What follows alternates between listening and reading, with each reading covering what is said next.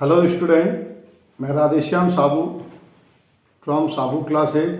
आज हम 12th accountancy का पेपर जो 20 मार्च 2023 को हुआ वो डिस्कस करने जा रहे हैं। फर्स्ट क्वेश्चन है आपका जिसमें 12 MCQ क्वेश्चन पूछे हुए हैं। 12 MCQ के करेक्ट आंसर आपकी स्क्रीन पर शो हुए हैं। 1 मार्क्स के 12 क्वेश्चन है। उसके बाद में सेकंड क्वेश्चन है fill in the blanks. Fill in the blanks में दो चॉइस दी हुई है, उनमें से कोई एक आपको फिल करना था। फर्स्ट का आंसर है कैश अकाउंट, सेकंड का आंसर है fix capital account method, third का आंसर है रियलाइजेशन अकाउंट, फोर्थ का आंसर है चार्ज, फिफ्थ का आंसर है करंट और सिक्स का आंसर है ऑपरेटिंग एक्टिविटी। अब आपके नेक्स्ट थर्ड क्वेश्चन जिसके अंदर आपको very short answer type questions है, जिसका फर्स्ट नंबर थर्ड का फर्स्ट है कि subscription received in current year. Current year में आपको सब्सक्रिप्शन रिसीव हुआ है 55,000। इसमें 5,000 आपका लास्ट ईयर आउटस्टैंडिंग है। लास्ट ईयर आउटस्टैंडिंग को हम लेस करते हैं 5,000 को, तो नेट अमाउंट आता है इनकम एंड एक्सपेंडिचर के इनकम साइड में 50,000। सेकंड है in the absence of partnership deed what the rules provision for interest on partner capital. Absence of partnership deed है तो no interest on partner capital. Third question है जिसमें 3 partner है, गरिमा, प्रियंका और निमिषा। इनका P&L रेशियो है 7/2, 9/2, 11/2। ये इनका ओल्ड रेशियो है, तो ये इनका ओल्ड रेशियो हो गया 7, 9 और 11। अब निमिषा आपकी फॉर्म से रिटायर हो रही है, तो निमिषा के रिटायरमेंट के बाद में कुछ नहीं दिया हुआ है, तो ये इनका न्यू रेशियो हो जाएगा 7:9 और गरिमा का न्यू रेशियो बन जाएगा 7/16। नेक्स्ट है आपके कि what will be the entry for reduction in the provision for bad dates eight the time of death of A partner. कि डेथ ऑफ ए पार्टनर के टाइम में प्रोविजन फॉर बैड डेट्स का balance, provision for bad dates की आप entry क्या करेंगे। Provision for bad dates decrease हो रहा है, तो रिवैल्यूएशन के 22 साइड में दिखाते हैं, तो एंट्री हो जाएगी provision for bad debts account debit to revaluation account. Fifth question है at the time of dissolution of firm the goodwill of the firm is taken over by a partner, what will be the journal entry. कि firm dissolve हो रही है, अब कोई partner आपकी goodwill को take over कर रहा है, तो डिजोल्व हो रही है तो हम रियलाइजेशन अकाउंट बनाते हैं, इसलिए एंट्री इसमें बन जाएगी partner capital account debit to realisation account. फिर what the name any 2 type of preference share. Preference share total 8 type के होते हैं, कोई 2 नाम लिखने थे, redeemable preference share, irredeemable preference share या convertible preference share, non convertible preference share, इस टाइप से कोई 2 नाम देने थे। फिर आपके what is the bearer debenture. Bearer debenture के सब bearer debenture are the debenture that are not registered in the record in the company in the name of the holder. Bearer debenture वो है जिसके पास है वो मालिक बन जाता है, उस पर कोई नाम नहीं होता है कि भाई इसका डिवेंचर होल्डर कौन है। अब इसके बाद में है आपके नेक्स्ट क्वेश्चन राज लिमिटेड। राज लिमिटेड ने 1000 इक्विटी शेयर की एप्लीकेशन इशू की है और 980 की आपको एप्लीकेशन इशू हुई है, तो ये पूछा है कि ये कौन सा सब्सक्रिप्शन है। ये आपका अंडर सब्सक्रिप्शन हो गया है, क्योंकि कंपनी ने जितने शेयर इशू किए उससे कम के लिए कंपनी के पास एप्लीकेशंस आई है, इसलिए इसको अंडर सब्सक्रिप्शन की कैटेगरी में डालना। नेक्स्ट है कि Rituraj limited purchase a machinery 2 lakh from Yashpal limited. Rituraj limited ने एक मशीन खरीदी है 2 लाख में, उसमें से 2,000 का पेमेंट चेक से किया है, तो पीछे अमाउंट ड्यू रहता है 1,98,000। 1,98,000 का अमाउंट रहता है और कंपनी ने अपना 100 वाला डिवेंचर 90 रुपीज़ में इश्यू किया है, तो 1,98,000 में 90 से डिवाइड करेंगे तो नंबर ऑफ डिवेंचर आ जाएंगे 2,200। ये 2,200 debenture issue to vendor, number of debenture आपको इसमें पूछे गए। फिर है question 10, write the name of technique financial statement analysis which is also known as percentile statement. Percentile statement में दो ही आते हैं, एक है आपका कॉमन साइज स्टेटमेंट और एक है आपका ट्रेंड एनालिसिस।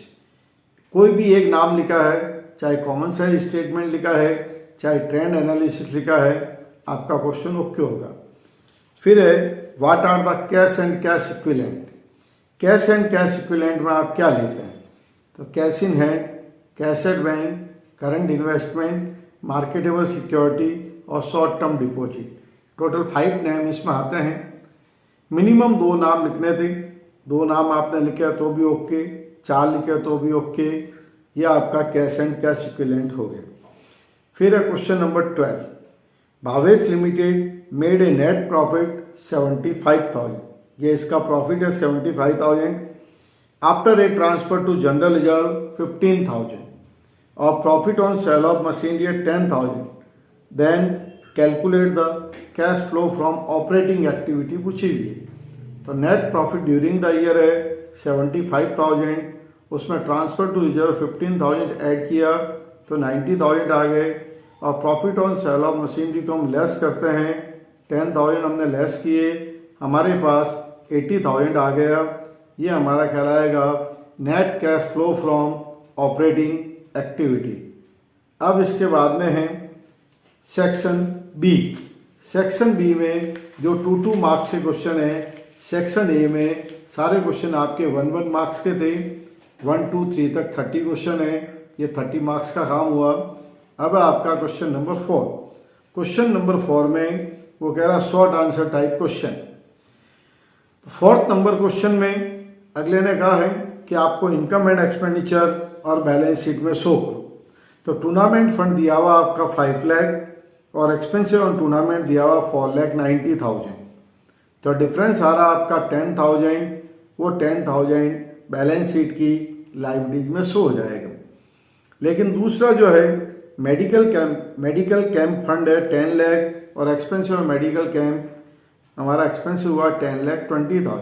यहाँ पर जितना फंड में बैलेंस पड़ा है उससे ज़्यादा हमने खर्च कर दिया, इसलिए इसको इनकम एंड एक्सपेंडिचर दिखाएंगे कि too expensive on medical camp 10,20,000, उसमें से लेस हो जाएगा मेडिकल कैंप फंड 10 लाख, तो 20,000 एक्सपेंडिचर में शो कर दिया जाएगा। अब उसके बाद में कह रहा है क्वेश्चन 5, चंदा और दियांशी पार्टनर हैं, उनका रेशियो 4:1 है, उनकी कैपिटल 3 लाख और 2 लाख है। कैपिटल 3 लाख और 2 लाख है। Partnership deed provide interest on capital बोल रहा है 9% पर एनम। अब 9% अगर इंटरेस्ट देते हैं तो अमाउंट चाहिए हमको 45,000 और हमारे पास यहाँ पर प्रॉफिट की जगह लॉस दिया हुआ है, लॉस 35,000 है। और लॉस वाली कंडीशन में हम इंटरेस्ट ऑन कैपिटल पे नहीं करते हैं, इसलिए लॉस को इनके P&L रेशियो में डिस्ट्रीब्यूट कर दिया जाएगा और इनका P&L रेशियो 4:1, तो 35,000 को COD में 4:1 में डिस्ट्रीब्यूट किया। 35,000 का 4/5, 35,000 का 1/5, तो ये अमाउंट बन गया 28,000 और 7,000। अब इसके बाद में नेक्स्ट क्वेश्चन है आपका क्वेश्चन नंबर 6। क्वेश्चन नंबर 6 में कह रहा है कि भी संगीता और सुमित्रा पार्टनर है, उनका P&L रेशियो 1:3 है, फिक्स कैपिटल बता रहा है 70,000 और 1,30,000। उनके साथ में कविता एडमिट हो रही है, कविता का शेयर है 1/4। कविता जो है वो 70,000 कैपिटल ला रही और हमें यहाँ पर गुडविल कैलकुलेट करनी है। ये आपके हिडन गुडविल है, तो इसमें हम लेते हैं closing balance. Closing balance of Sangeeta capital है 70,000, closing balance of Sumitra capital है 1,30,000 और कविता ला रही है 70,000। इन तीनों की टोटल करते हैं 2,70,000 आती है। और कविता के हिसाब से फर्म की कैपिटल फाइंड करते हैं। क्योंकि कविता 1/4 पार्ट के लिए 70,000 ला रही है तो 1 पार्ट ऑफ कैपिटल के लिए 70,000 इंटू 4/1 करेंगे 2,80,000 आता है। 2,80,000 और 2,70,000 का डिफरेंस है 10,000, दैट इज हिडन गुडविल। ये फर्म की गुडविल है। हमें के की गुडविल चाहिए। के का शेयर है 1/4 तो 10,000 का 1/4 करेंगे वो आएगा 2,500। तो के हिस्से की गुडविल आए, के शेयर ऑफ गुडविल आए 2,500। अब क्वेश्चन 7 में आपको लोन अकाउंट की डिमांड की है। अब इसमें 3 पार्टनर है, मधु, फतेह और ओम प्रकाश। इनका 1 जनवरी 2022 को फतेह रिटायर हो रहा है और फतेह का बैलेंस दिया हुआ है 3 लाख का credit balance. It is agreed to pay his due amount in 2 equal half yearly instalment. 1 जनवरी को रिटायर हो रहा है और 2 इंस्टॉलमेंट में पेमेंट करना है। तो पहला पेमेंट होगा 30 जून को, क्योंकि 6 मंथ एंडिंग ऑन 30 जून। तो बाई फतेह कैपिटल 3 लाख पे 10% और 6 मंथ आपको इंटरेस्ट 6 मंथ का इंटरेस्ट लगाना है 15,000 होगा। फर्स्ट इंस्टॉलमेंट देने तक की बात है। फतेह लोन का पेमेंट कर देंगे टू बैंक। पहली इंस्टॉलमेंट में अमाउंट आएगा 1,65,000। अब इसके बाद नेक्स्ट क्वेश्चन नंबर 8।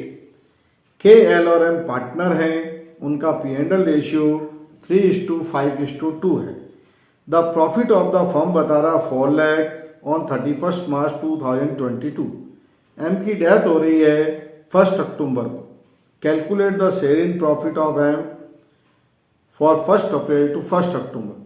मतलब एम ने इस साल में 6 मंथ की वर्किंग की और 6 मंथ का प्रॉफिट होगा 4 लाख। लास्ट डे का प्रॉफिट दिया हुआ है।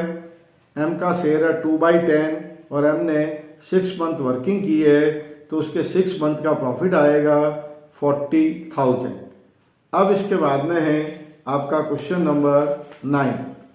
क्वेश्चन नंबर 9 में कह रहा है कि एक आपका ओल्ड टाइपराइटर है जो कंप्लीटली राइट ऑफ हो चुका है in the books of account of previous year. The same has been taken by partner Mayank. Mayank ने उसको क्या कर लिया, टेक ओवर कर लिया है। 15,000 इसकी एंट्री पास करनी। तो मयंक ने इसको टेक ओवर किया है 15,000 में। तो यहाँ पर एंट्री बन जाएगी अनरिकॉर्डेड एसेट बोला जाता है इसको, और एंट्री बन जाएगी Mayank capital account debit to realisation account 15,000।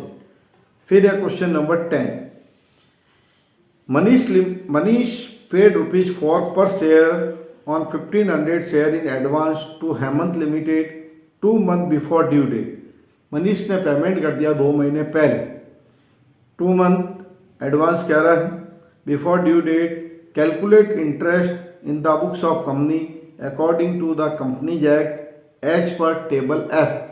ये क्वेश्चन ऑब्जेक्टिव में भी पूछा हुआ है, ये यहाँ भी आया हुआ है कि भाई calls in interest on calls in advance के लिए आप कौन सी टेबल काम में लेते हैं, तो ये टेबल एफ है। अब इसने 1,500 इंटू 4 6,000 का एडवांस पेमेंट किया। कॉल्स इन एडवांस पर रेट ऑफ इंटरेस्ट है वो है आपके 12% पर एनम, और 2 मंथ बिफोर किया तो 2 मंथ का इंटरेस्ट कैलकुलेट किया जाएगा 120 आएगा। इसे बोला गया interest on calls in advance 120 rupees. फिर है क्वेश्चन नंबर 11 में 2 डिवेंचर की डेफिनेशन पूछी हुई है, अनसिक्योर्ड डिवेंचर और रजिस्टर्ड डिवेंचर।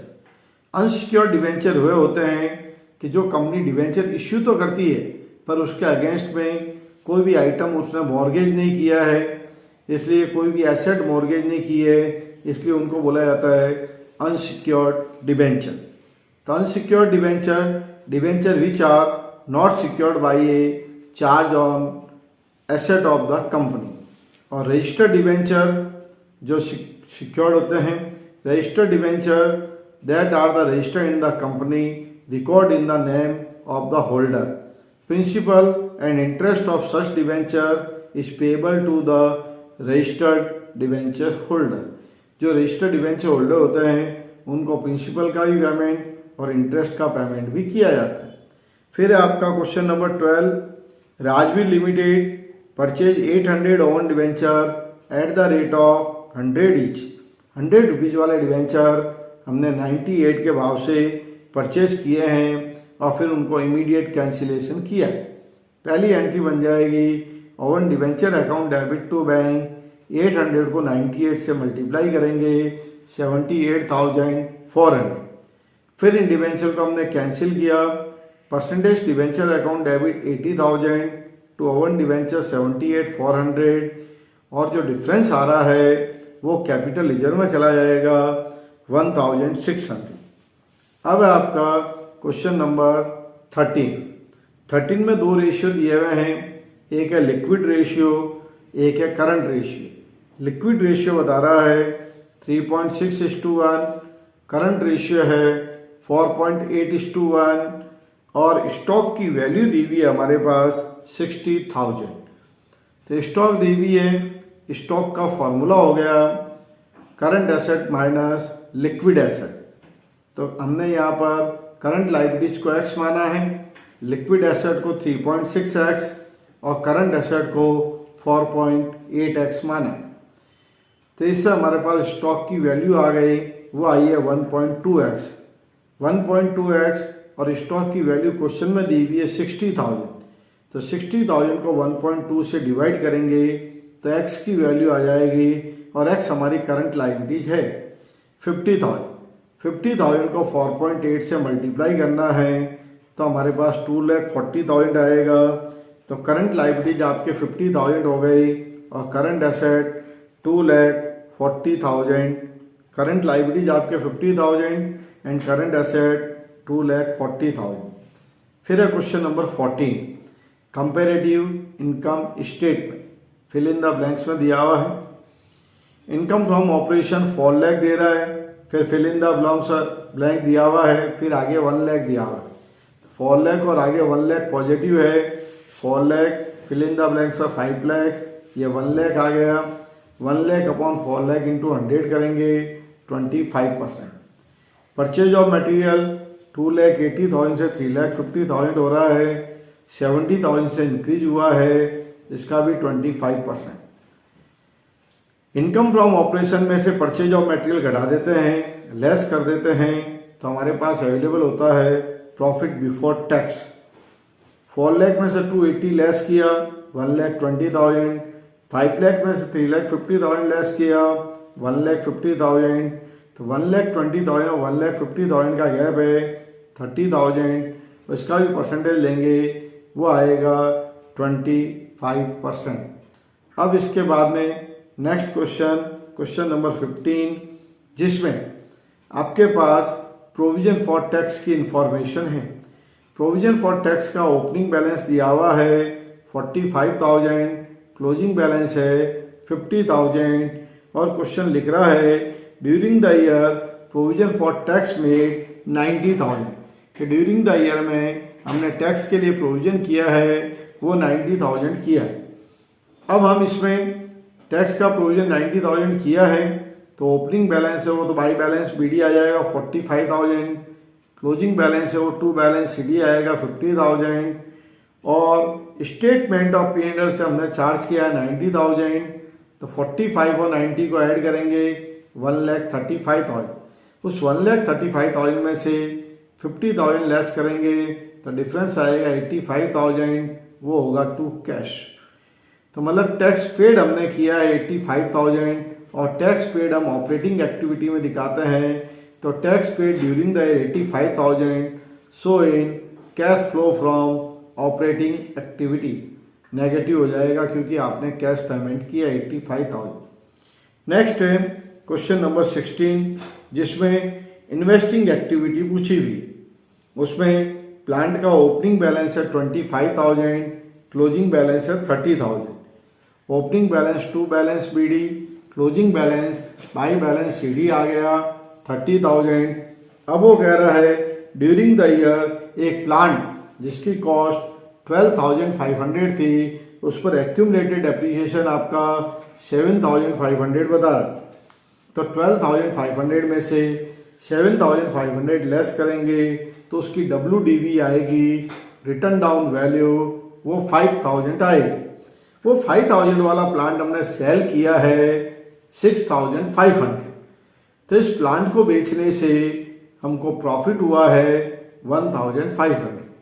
तो बाई कैश में हमने लिखा 6,500 और टू स्टेटमेंट ऑफ P&L में हमने लिखा है 1,500। फिर डिफरेंस आ रहा है वो परचेज ऑफ प्लांट हो जाएगा टू कैश, बैलेंसिंग फिगर 10,000। अब हमने cash flow from investing activity में इसको शो किया तो सेल ऑफ प्लांट के नाम से 6,500 आया और परचेज ऑफ प्लांट के नाम से 10,000 आया। तो नेट रिजल्ट आया net cash used in investing activity 3,500 negative. ये सेक्शन बी आपका कंप्लीट हुआ। अब है आपके सेक्शन सी। सेक्शन सी का पहला क्वेश्चन है जिसमें अनडिस्ट्रीब्यूटेड प्रॉफिट और अनडिस्ट्रीब्यूटेड लॉस दिया हुआ है, उसको डिस्ट्रीब्यूशन की एंट्री पूछी। तो अनडिस्ट्रीब्यूटेड प्रॉफिट में तो है आपका जनरल रिजर्व का अमाउंट दिया हुआ है 84,000 और इनका ओल्ड रेशियो दिया हुआ है 4:3। तो ये जनरल रिजर्व हमें नंदू और शिव में डिस्ट्रीब्यूट करना है। तो general reserve account debit 84,000 to N capital 48,000 to S capital 36,000 being general reserve distributed in old ratio. फिर आपके लॉस दिया हुआ है 35,000 का डेबिट बैलेंस है वो P&L डेबिट बैलेंस है, उसके लिए एंट्री बन गई N capital account debit S capital account debit to profit and loss. N में 20,000, एस में 15,000 और टू P&L में 35,000 being loss right of in old ratio. अब इसके बाद है आपका क्वेश्चन नंबर 18। 3 पार्टनर हैं सोम, मंगल और बुध, इनका P&L रेशियो 4:3 है। मंगल आपकी फर्म से रिटायर हो रहा है। मंगल के रिटायरमेंट के बाद में after making all adjustment relating to revaluation goodwill और accumulated profit, all over adjustment होने के बाद में सोम का क्रेडिट बैलेंस है 1,08,000, बुध का 72,000।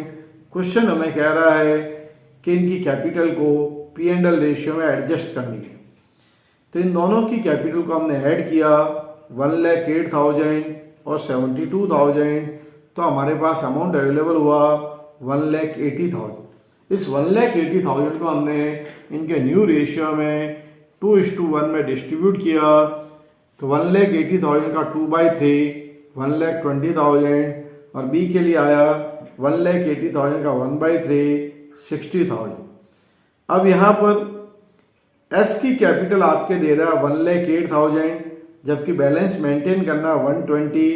तो एस क्या करेगा 12,000 की कैश लेकर आएगा और बुध का बैलेंस है 72,000, अब मेंटेन करना 60,000। तो बुध क्या करेगा कैपिटल विड्रॉ करेगा 12,000। इनकी एंट्री हो जाएगी cash account debit to S capital 12,000 ये लिखे आ रहा है और B capital account debit to cash ये विड्रॉ कर रहा है 12,000। अब क्वेश्चन 19 है जिसमें आपको जनरल एंट्री पूछी है। दो कंडीशन दी हुई है। ए डिबेंचर इश्यू एट ₹95 और रिपेबल एट 105। कंपनी ने अपना डिबेंचर 100 वाला 95 में निकाला है और रिपेमेंट किस पे करना है प्रीमियम पे। 100 वाला निकाला 95 में है और रिपेमेंट के टाइम में हम देंगे 105। इसको बोलते हैं debenture issue at discount redemption at premium. पहली एंट्री हो गई bank account debit to debenture application and allotment 95। दूसरी हो गई debenture application and allotment account debit loss on issue of debenture account debit to percentage debenture और to premium on redemption of debenture. Debenture application allotment में 95, loss on issue of debenture में 10, to percentage debenture में 100 और to premium on redemption of debenture में 5। Debenture issue at discount and redemption at premium.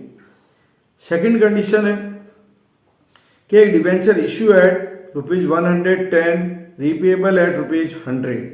Issue तो हुआ है premium पे और रिडम्पशन होगा एट पार पे।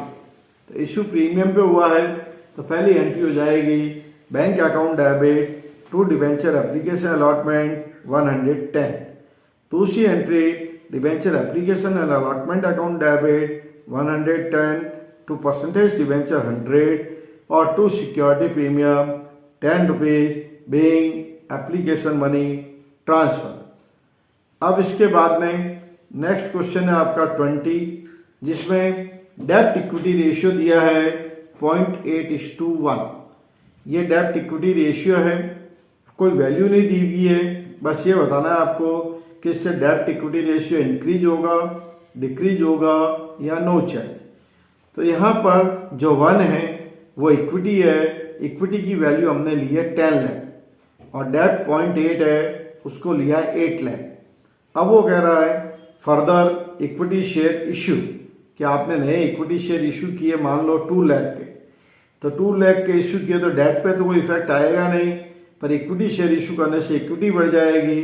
तो 8 लाख अपॉन 12 लाख 0.67:1 ये आपका डिक्रीज आ गया।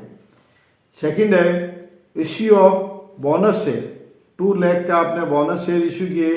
बोनस शेयर हमेशा आपके रिजर्व एंड सरप्लस में से इशू होता है।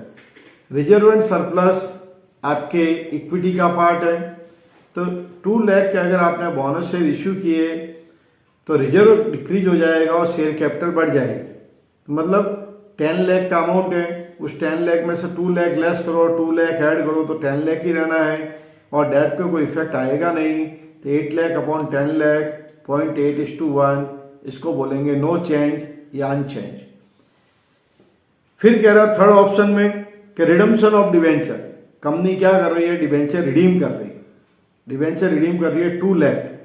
2 लाख का फिगर अपने मन से लिया हुआ है, आप कोई भी फिगर ले सकते हैं, सभी में एज्यूम फिगर से क्वेश्चन है। तो रिडम्पशन ऑफ डिवेंचर 2 लाख, तो 8 लाख पहले आपके डेब्ट थे, 2 लाख के रिडीम किए तो कितना हो गए 6 लाख। 6 लाख अपॉन 10 लाख लेंगे तो ये आया 0.6:1। फिर क्या sale of goods on cash basis, कि आपने माल बेचा है और कैश बेसिस बेचा है। तो इसमें एग्जांपल लिया हमने माल बेचा हो 5 लाख, उसकी कॉस्ट प्राइस थी 3 लाख। तो 5 लाख वाला माल मतलब 5 लाख तो सेलिंग प्राइस है, 3 लाख कॉस्ट है, तो 2 लाख का प्रॉफिट कमाया। प्रॉफिट कमाएंगे तो हमारा रिजर्व एंड सरप्लस बढ़ेगा।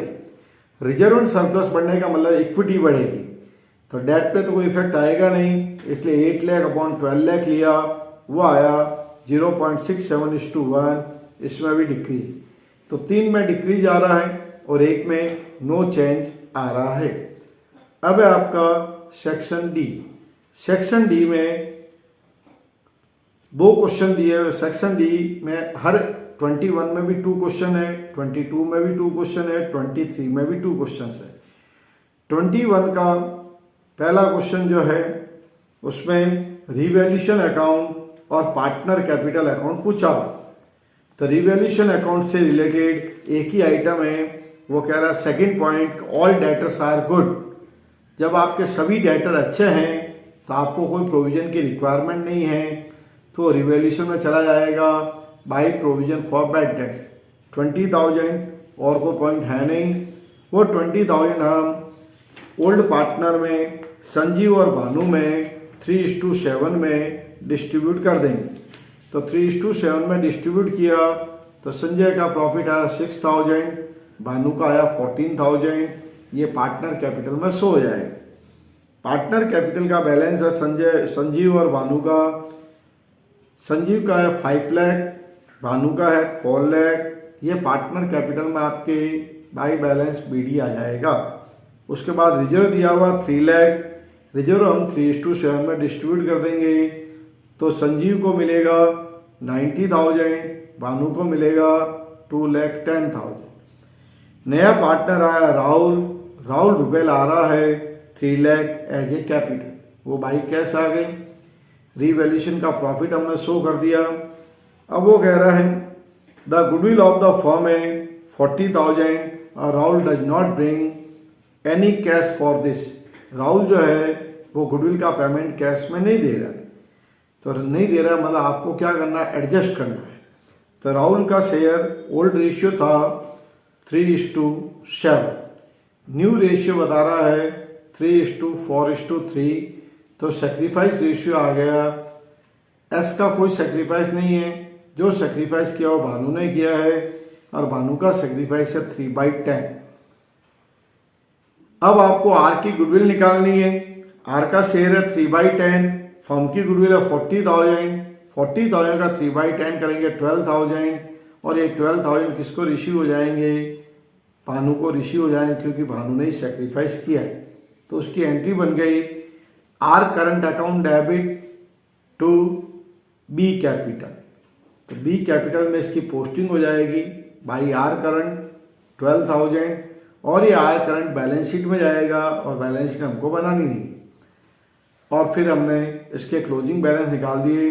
To balance C D, S का 5,96,000, बी का 6,36,000 और आर का 3 लाख। बहुत ही छोटा सा क्वेश्चन और 4 मार्क्स का।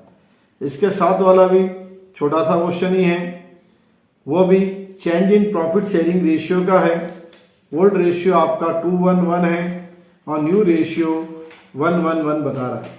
तो इसमें हमने इनका सेक्रीफाइस और गेन कैलकुलेट किया। तो इसमें P सेक्रीफाइस कर रहा है 2/12, Q गेन कर रहा है 1/12 और R गेन कर रहा है 1/12। अब P ने सेक्रीफाइस किया तो P क्या करेगा, गुडविल रिसीव करेगा। फर्म की गुडविल दी हुई है आपके 90,000, 90,000 का 2/12 किया, वो आता है 15,000। अब इस 15,000 को पे कौन कौन करेंगे, जिन्होंने गेन किया है। गेन करने वाले Q और R है, और गेनिंग का रेशियो है 1:1। तो 15,000 को 1:1 में पे करेंगे, यानी कि 7,500, 7,500।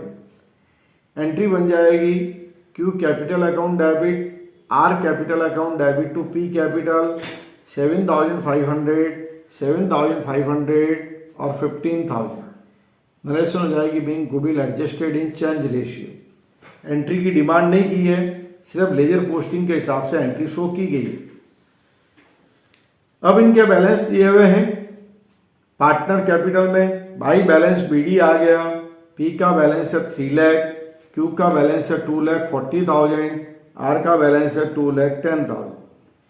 जनरल लेजर दिया हुआ आपके 1,50,000, ये हमने 2:1:1 ओल्ड रेशियो में डिस्ट्रीब्यूट कर दी।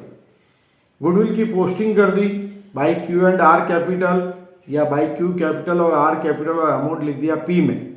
अब फिर आया टू P कैपिटल, अमाउंट चला गया आपके Q और R में, और फिर इनके बैलेंस CD निकाल दिए। इस क्वेश्चन में सिर्फ पार्टनर कैपिटल ही पूछा है, 4 मार्क्स का क्वेश्चन। वेरी सिंपल क्वेश्चन है दोनों ही। अब इसके बाद में आपका क्वेश्चन नंबर 22, कंपनी का क्वेश्चन 22 नंबर क्वेश्चन है। उसके अंदर कह रहा फॉरफिट की एंट्री पूछी। तो क्वेश्चन 2,500 शेयर फॉरफिट कर रहा है, 10 रुपीज़ का शेयर है, 9 कह रहा कॉल्ड आउट।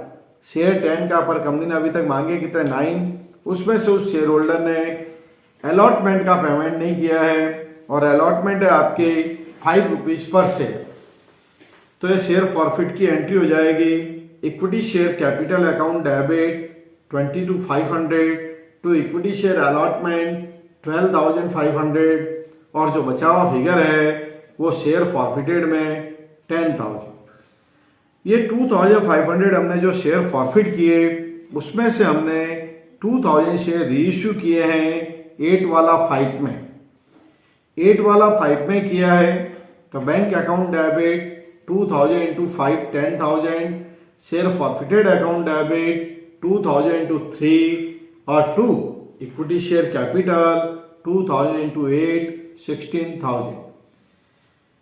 अब शेयर फॉरफिट तो हमने 2,500 किए, पर रीइश्यू कितने कर रहे हैं 2,000, तो उसका प्रपोर्शन निकाला कि 10,000 अपॉन 2,500 मल्टीप्लाई बाई 2,000, तो हमारे पास अमाउंट अवेलेबल हुआ 8,000। उसमें से हमने 6,000 यूज लिया है, तो पीछे हमारे पास बचे 2000, वो हमें कैपिटल लेजर में ट्रांसफर करना है। जो लास्ट एंट्री होगी इसकी, share forfeited account debit to capital ledger. अब इसका सेकंड क्वेश्चन जो है उसमें सिर्फ आपको ये पूछा है कि अमाउंट रिसीव्ड ऑन अलॉटमेंट, कि अलॉटमेंट पर अमाउंट कितना रिसीव होगा। सिर्फ ये कैलकुलेशन कुछ ही है कि अमाउंट रिसीव्ड ऑन अलॉटमेंट का अमाउंट बताओ और 4 मार्क्स लेके जाओ। तो कंपनी ने 40,000 शेयर इशू की और कंपनी के पास एप्लीकेशन आई है 60,000।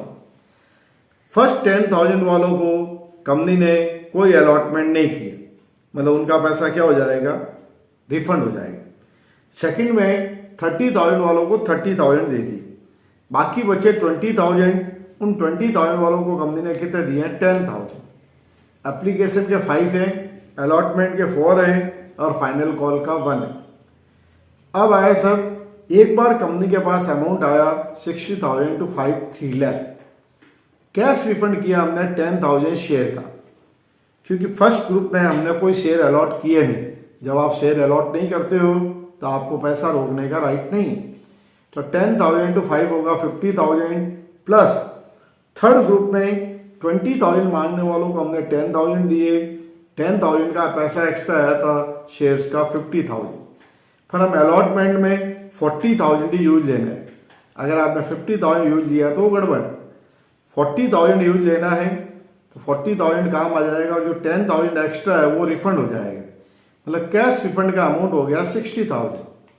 आपको एप्लीकेशन पे रिक्वायरमेंट थी 40,000 टू 2 लाख, एप्लीकेशन पे मिले आपको 3 लाख, उसमें से 60,000 का कैश रिफंड कर दिया, पीछे बचे 40,000, वो आपके ऑन अलॉटमेंट में से एप्लीकेशन मनी ट्रांसफर के नाम से 40,000 लेस हो जाएंगे। तब हमारे पास net amount received on allotment 1,20,000 जिन्होंने किया है उनका ओके है, 1,20,000 रुपये आएंगे 1,20,000। अब आपके 23 में वो कह रहा है कन्हैया लिमिटेड ने फर्नीचर परचेज किया है 1,98,000।